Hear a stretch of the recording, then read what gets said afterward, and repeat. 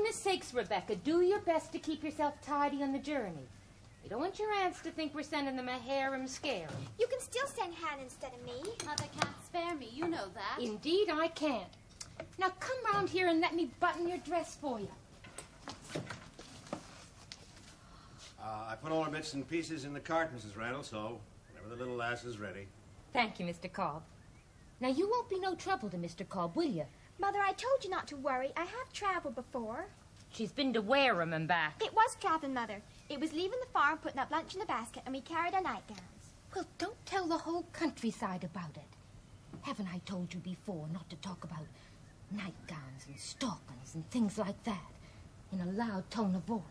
Especially when there's men folks about. I know, Mother, but I... Well, don't let me tell you again, do you hear? Yes, Mother. Just one last little bit, Mr. Cobb. I'll see her safe delivered, ma'am. Don't you fret. I'm going to have a look at the cart. Me too. Don't forget these. Oh, no. And my parasol. Oh, where's my parasol? Here it is. Oh, thank you. I couldn't have gone without that. You will try to please your aunts now, won't you? Yes, yes, I promise, Mother. Goodbye, Hannah. Goodbye. I'll be getting along out back, Mother. We ain't fed the chickens yet. I'll be with you in a minute, Hannah. Miranda'll have her hands full, I guess.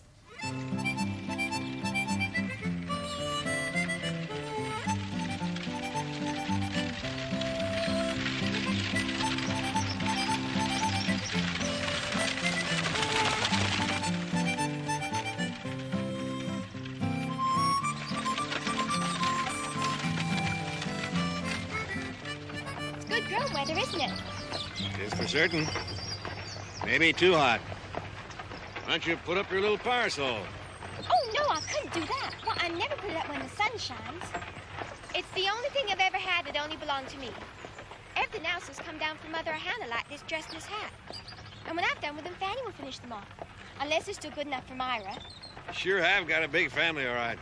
Hannah and I haven't done anything for years and years to put babies to bed and take them up again in the morning. They're dear children, but such a bother, and they cost so much to feed. That's why I'm being sent away to stay with Aunt Miranda, to bring up and be educated. Then in 2 years, I'm going to the seminary in Wareham. Then later on, I'll be able to help Mother pay off the mortgage on Sunnybrook Farm. Sunnybrook? I thought your place was called the Randalls. It is really, but we call it Sunnybrook. Makes such a difference what you call things, don't you think? Well, I never give it much thought. Well, I suppose it matters what you call a place, so long as you know where it is. Oh, don't say that and be like all the rest. It does make a difference. When I say Randall's Farm, well, it doesn't mean anything. But when I say Sunnybrook, well, what does it make you think of? Oh, I don't know. Guess there must be a brook around there somewhere. That's pretty good. You're warm, but you're not hot. There is a brook, but not a common brook. Whenever there's a bit of sunshine, the brook catches this, and oh, it's full of sparkles the livelong day. Oh, I did so love it there.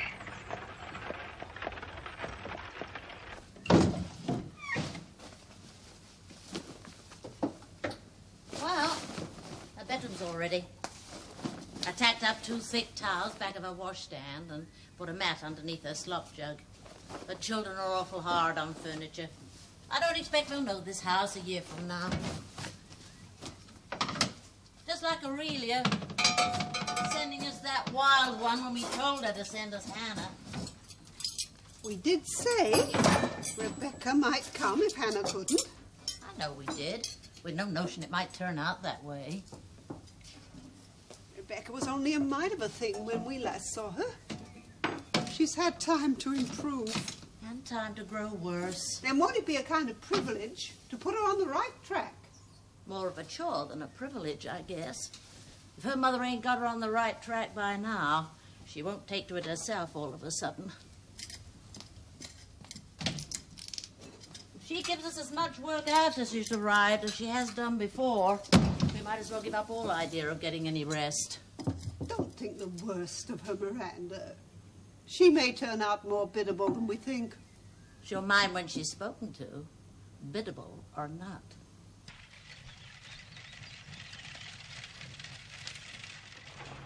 What you gonna do with that? You just watch me. How do you like that? Smack dab on the mat right in front of the screen door. Oh, how splendid that that was. Just like the knife thrower marks out the circus. I wish there was a long, long row of houses, each with a mat and a screen door in the middle, and a newspaper thrown in every one. Well, I couldn't fail on some of them. Oh, no, I'm sure you wouldn't. I tell you what I'll do. Someday, if your Aunt Miranda will let you, I'll take you down into Milltown this summer, and you can watch me do it. Oh, it can't be true, it can't. It's like having the fairy godmother who asks your wish and then gives it to you. I suppose Milltown must be bigger and grander even than Wareham. More like Paris. Oh, Paris ain't much. It's the worst town in the state of Maine. I drove there many times. I meant Paris, the capital of France. You have to go to it on a boat. Oh. It's in my geography, and it says, the French are a gay and polite people, fond of dancing and light wines. I asked my teacher what light wines were, and he thought it might be something like new cider or maybe ginger pop. Yeah, I reckon something like that. I can see Paris as plain as day just by shutting my eyes. The beautiful ladies are gaily dancing around with pink sunshades, and the grand gentlemen are politely dancing and drinking ginger pop. But you can see Milltown most every day with your eyes wide open. Ah, Milltown ain't much either. There's the river again. And up ahead there is the last long hill before we get there. When we get to the top, we can look down on the chimneys of Riverboro.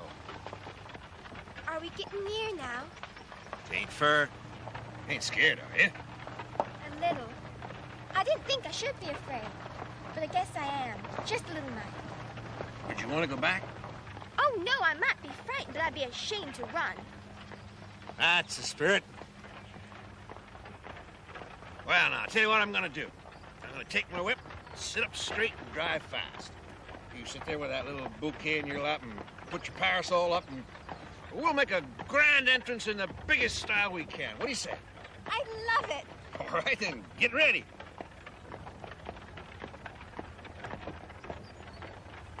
All right? Yeah. Okay.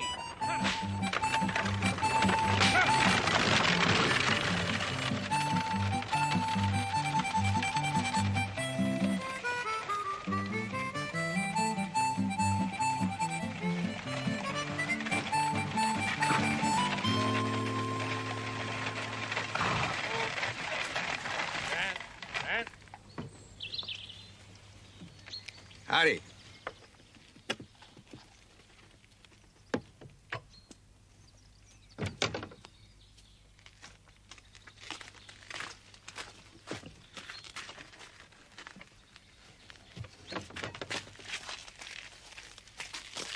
Good afternoon, Aunt Miranda. Good afternoon, Rebecca. I brought these for you. You shouldn't have bothered bringing flowers. The garden's full of them. Rebecca. Welcome to the brick house. That's a funny name for a house, Aunt Jane. No, it ain't. It's built of brick, as you can see. Most of the others are clapboard. That's what gives us Sawyer's standing here in Riverboro. As I'll thank you to remember, Rebecca. Yes, Aunt Miranda. Come along in, Rebecca.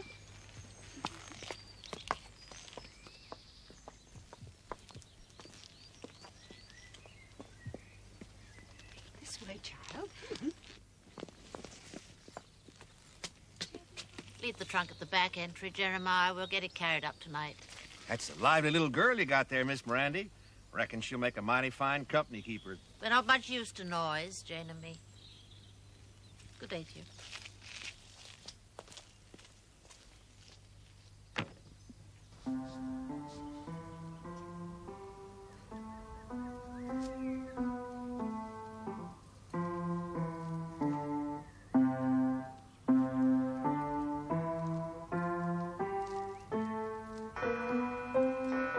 Rebecca, time's up. And close the lid of the piano.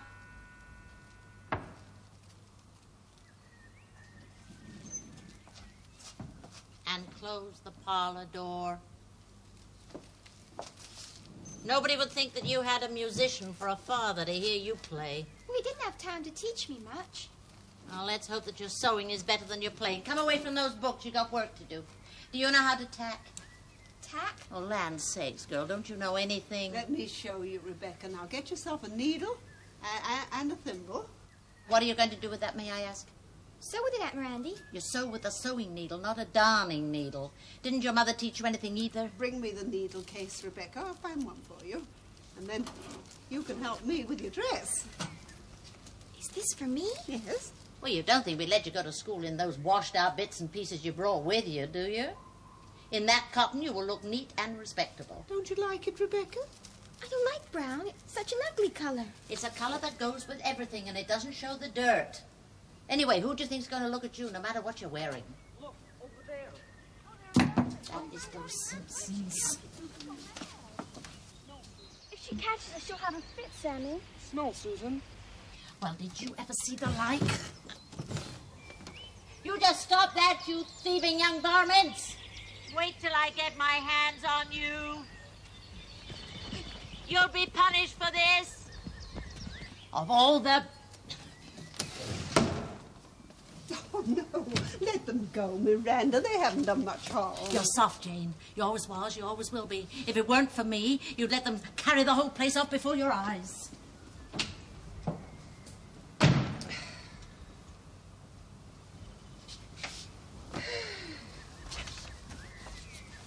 Why did they take the flowers, Aunt Jane? They're very poor. Perhaps they hoped they could sell them for a little money. Are they poorer than I am? Well, their mother finds it quite as hard as yours does to make ends meet. It was wrong of them to take the flowers, though. People would always help them. They only have to ask. We'd never see anyone go hungry. The stalks all broken.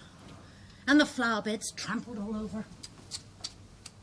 This reminds me, Rebecca, of something I've been meaning to say to you before you start school on Monday. You ain't acquainted with the folk round here, so you don't know which children are respectable and which ain't. Now, Emma Jane Perkins, who came to tea yesterday, her folk are quite well off, so you can make a friend of her. And the Carter boy, his folk don't owe a cent. But those Simpsons across the way, you just see as little of them as you can. No better than their thieving father.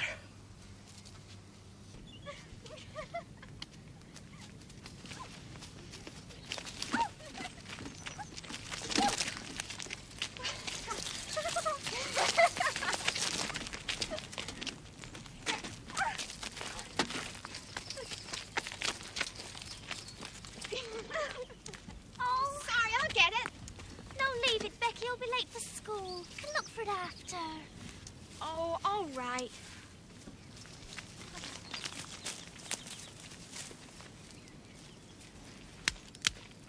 It's Sammy Simpson. He's got our ball.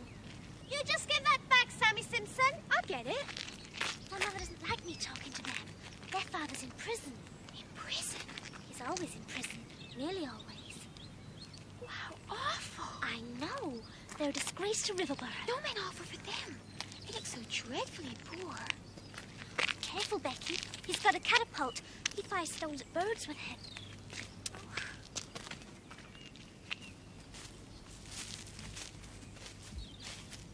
You can have it if you like, but you shouldn't try and take things.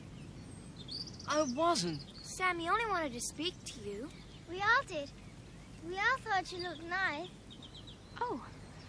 But you do take things, you know. You took flowers from my aunt's garden last week. We only wanted to borrow them for our mother's birthday. We'd have put them back. Oh. Would you like an apple? Oh, yes, please. I've only got two. Emma, you give Sammy one of yours.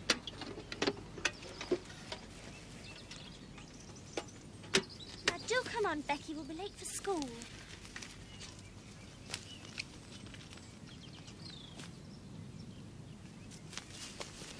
Alice, you will conjugate the verb to be. Potential mood, past perfect tense.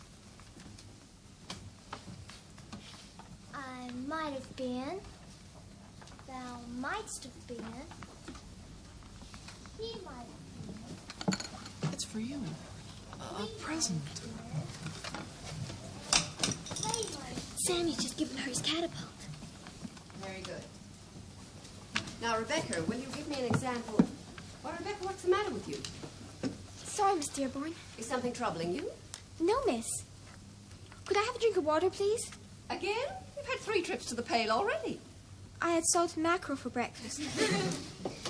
I think you'd better stand by the pail for the rest of the class, Rebecca. It may help you to control your thirst. Stand by the pail, Rebecca.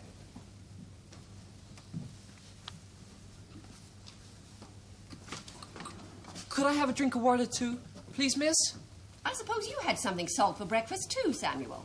I had mackerel. Just like Rebecca. I judged so. Stand by the other side of the pail, Samuel, and don't touch the dipper. Now, since we only have time left for a closing song, would anyone like to suggest what it should be? Drink to me only with thine eyes, miss.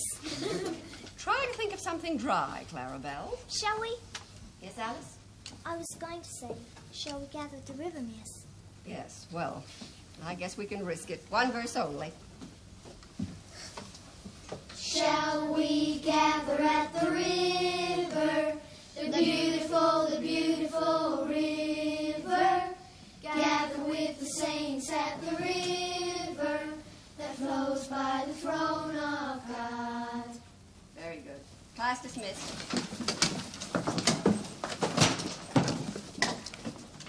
Good afternoon, children.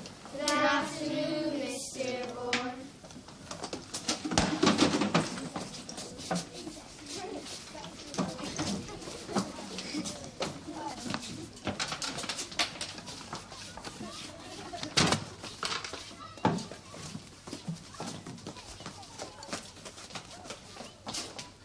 Not you, Rebecca.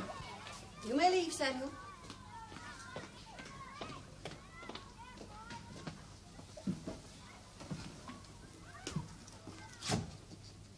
Rebecca, I'm afraid I punished you rather more than I meant. I hadn't missed a question the whole class, or whispered either. And I don't think I ought to be shamed just for drinking. Well, you started all the others, or so it seemed you did. Sammy Simpson's a copycat. I wouldn't have minded standing in the corner alone. Well, not so very much. But I couldn't bear it standing with him. You must remember you're a stranger in the place, and the children take more notice of what you do. So you have to be careful. Now, let's have our conjugations. The subjunctive mood, past perfect tense of the verb to know. If I had known, if you had known, if they had known. Oh, it's the saddest tense. Nothing but ifs. It makes you feel that if only they had known, things might have been better. I mean, if I hadn't loved mackerel, then I shouldn't have been thirsty. If you'd loved me truly, then you wouldn't have stood me in the corner. And if Samuel hadn't been naughty, then you wouldn't have followed me to the water pail. And if Rebecca had loved the rules of the school, she would have controlled her thirst.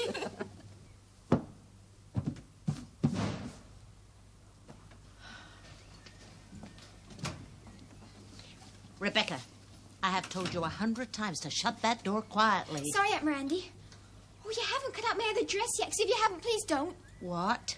Well, you see, I wanted to ask, might I please have another colour for the next one? I have bought a whole length of this brown to make 3 dresses. Yes, I know, but I've been to see Mr. Watson, and he says to take back the rest of it and give us pink and blue for the same price.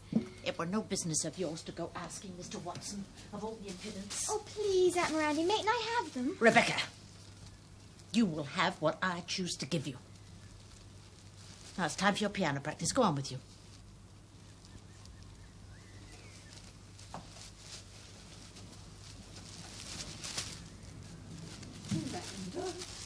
Well?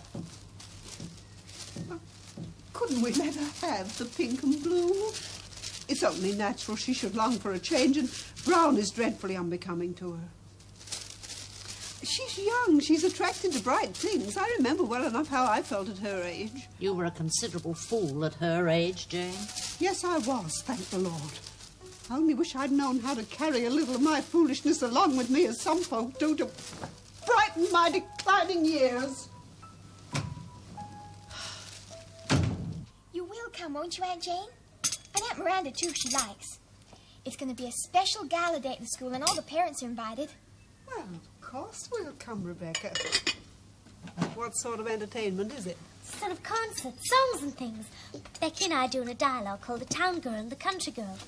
I'm going to be the country girl, and I shall be dressed as a shepherdess. I ought to be very smart as the town girl, really. But I haven't got anything smart. I'll ask Mother if she'll lend you her garnet ring. You can flash it about. Oh, thank you, Emma. Only it would be lovely if I could look perfectly elegant. Well, we'll see. Maybe you will.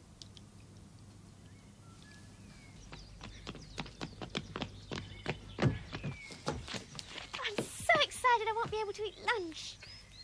You're not still unhappy, are you? Please don't be, Becky. You'll be handsome as a picture in that brown dress. No, I won't.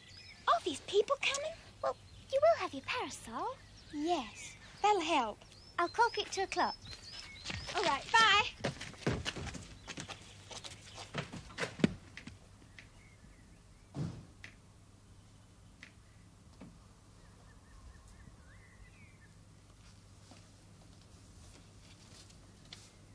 Dearest Rebecca, we're so very sorry to miss the concert, but Mrs. Robinson has been taken ill, and we've gone to do what we can for her.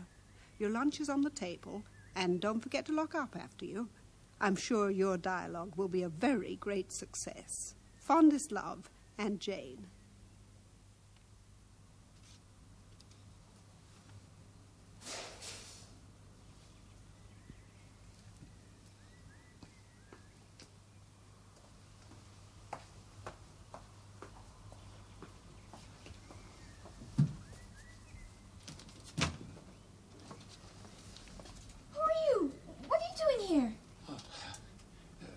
Nothing to be afraid of, little miss.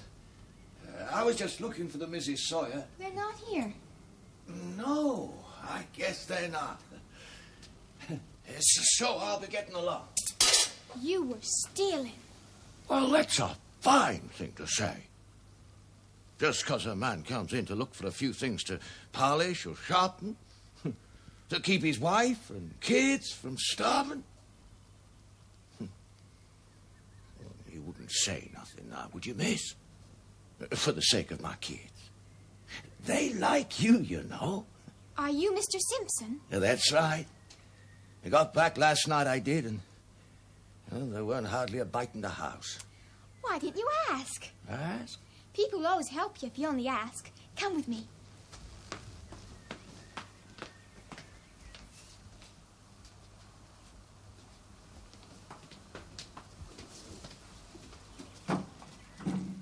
It's a good job Aunt Miranda had her bacon day yesterday.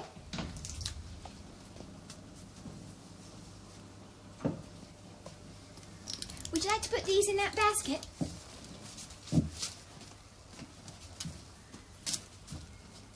The joint isn't cooked, but I expect Mrs. Simpson can do it. Oh, and I expect you'd like some jam for the children. This'll be enough, thank you, Missy. I reckon I'll be getting along.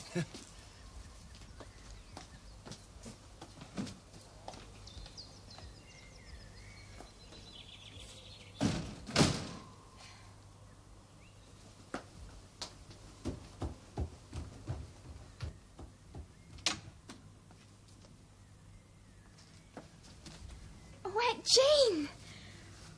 She made it! Oh, thank you. Oh, it's perfectly elegant.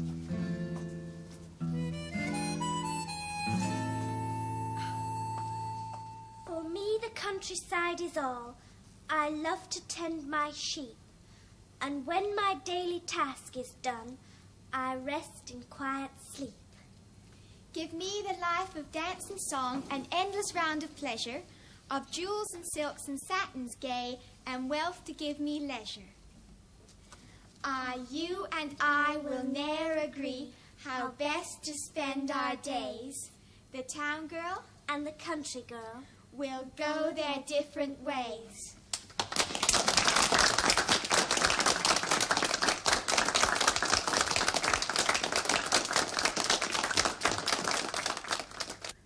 I am the eldest, and I intend to have my say out. If you don't like it, you can leave. Now, Rebecca, what have you got to say for yourself? I know I put it on without asking permission, and I'm sorry.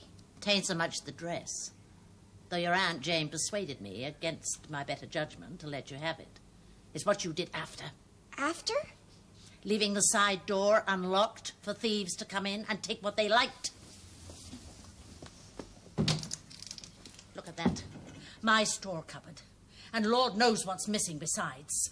But those things weren't stolen, Aunt Miranda. I gave them away. What? I gave them to Mr. Simpson. He said there was hardly a bite to eat in the house. And you did say, Aunt Jane, people need only to ask and you'd never see them go hungry. The child's an idiot. No, I didn't say that, Miranda. Then you're an idiot, too. I thought you'd be pleased. You did it for your own vaingloriousness. Oh, no. I have no patience with your frizzled-out hair and your furbelows and your airs and graces for all the world like your good-for-nothing father. Please don't call my father names. He was a perfectly lovely father, he was. He was a vain, foolish, shiftless man. Oh, no, Miranda. You might as well hear it from me as from anybody else. He spent all your mother's money and he left her with 7 children to provide for. Well, it's something to leave 7 nice children. Not when other people have to help feed, clothe and educate them. Now, you just step out of here. You go upstairs, you put on your nightgown, and you get into bed. I don't want to hear a sound out of you until breakfast time.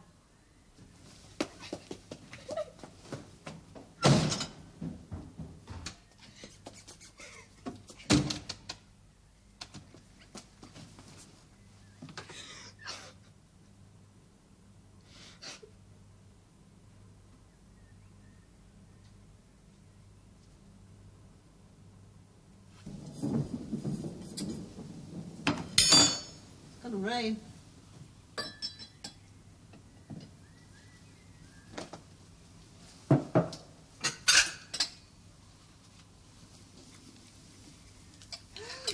It's a mercy she got home before the storm came. Her dress would have got soaked. Would it have mattered so much if it had? Mattered. Miranda, I don't often speak my mind, but you oughtn't to have said what you did about Lorenzo. He had his faults, but he was Rebecca's father, and Aurelia always said he was a good husband. It's a good thing for the truth to get an airing now and then. Anyway, that child will never amount to a hill of beans till she gets some of her father frounced out of her. I'm glad I said what I did. I dare say you are, but all the same, it wasn't good manners, and it wasn't good religion.